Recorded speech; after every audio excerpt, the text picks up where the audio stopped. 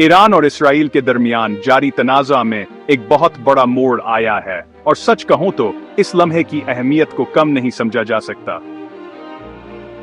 DT जून 2025 को America ने बाज़ाबिता तौर पर ईरान के खिलाफ बराह रास्त फौजी कार्रवाई में इसराइल का साथ दिया और इस ऑपरेशन का अहम हिस्सा क्या था? मशहूर B2 स्टीलथ बम्बार्ड, जो अब तक बनाए गए सबसे खफिया ताकतवर हथियारों में से एक है। आइए तफसील से जानते हैं कि क्या हुआ, ये क्यों अहम है और ये हथियार वाकई क्या कर सकते हैं। Break time US 0.5। पहले अहम खबरें। अमेरिका और इसराइल ने ईरान की 3 बड़ी जोहरी तंसीबात फोर्डो, नेतन्ज और इस्फहान पर मरबूत हमले किए।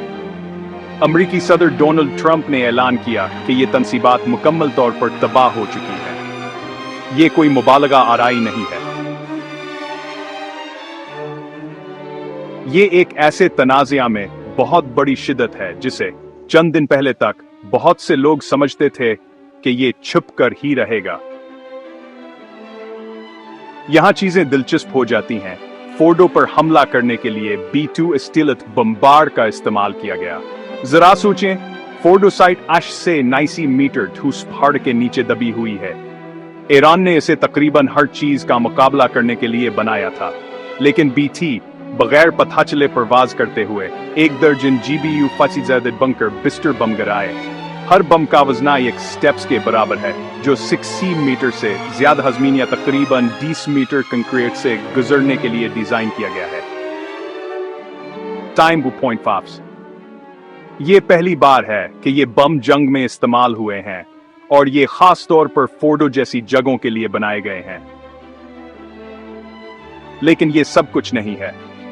खत्ते में मौजूद अमरीकी बहरिया की आबदोजों ने नेतन्ज और इस्फहान पर 33 टमाहाक लैंड अटैक मिसाइल फायर किए। ये मिसाइल कई दहाइयों से इराक और शाम में इस्तेमाल हो रहे हैं और ये अपनी दुरुस्तगी के लिए मशहूर हैं। B2 ने नेतन्ज पर भी 2 बंकर बस्टर गिराए।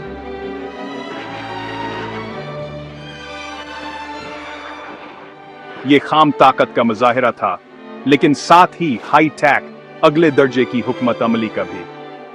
इसराइल ने अपनी तरफ से F-35 स्टीलथ फाइटर्स का इस्तेमाल किया। ये ऐसे जीट तैयारे हैं जो रडार से बचकर अहम मकामात को दुरुस्तगी से निशाना बनाने के लिए बनाए गए हैं।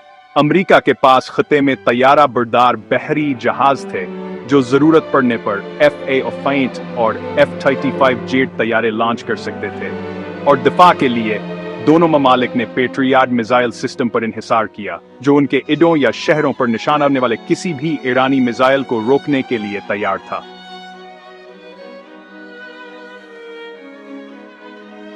जून के वसत में इस तनाज़ा के शुरू होने के बाद से उसकी कीमत बहुत ज्यादा रही है। ईरानी ज़राया के मुताबिक फार्स 30 से ज्यादा अफराद हलाक और हजारों जख्मी हुए हैं। इसराइल को भी नुकसान उठाना पड़ा है, जिसमें दर्जनों हलाक और फार्जद 50 से ज्यादा ईरानी मिसाइल हमलों से 1000 से ज्यादा जख्मी हुए हैं।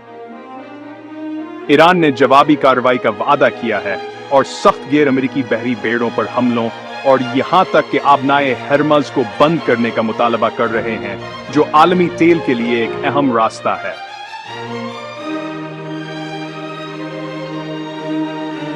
दुनिया देख रही है, घबराहट में। अक़वाम मुत्तहिदा के सेक्रेटरी जनरल ने तबाहकुन शिद्दत की वार्निंग दी है।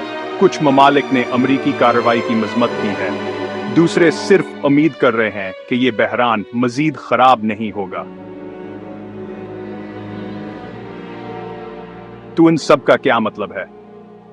B2 बम्बार, जो कभी इराक और अफगानिस्तान की जंगों से एक पुरअसरार कहानी था, अब एक हकीकी हाई स्टेक तनाज़ा के मरकज में है। अमेरिका और इसराइल ने दिखाया है कि वो ऐसे अहदाफ तक पहुंच सकते हैं और उन्हें तबाह कर सकते हैं जिन्हें नाकाबिल तस्खीर समझा जाता था।